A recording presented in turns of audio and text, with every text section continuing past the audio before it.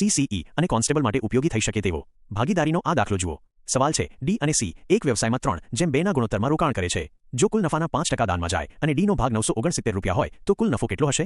Option છે એ 1500, બી 1600, C 1700 અને D 1800. મિત્રો અહીં આપણે ઊંધી ગણતરી કરવાની છે.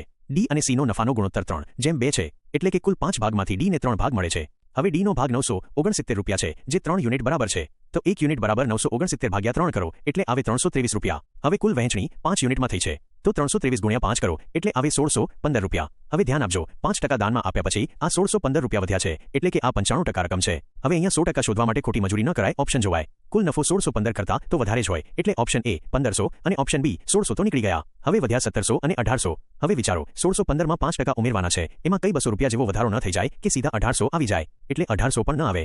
સીધો જવાબ ટીક કરી દેવાય. Option C 1700. આવા પ્રકારના સોલ્યુશન્સ જોવા હમણાં જ સબસ્ક્રાઇબ કરો ગણિતની રમઝટ YouTube ચેનલને.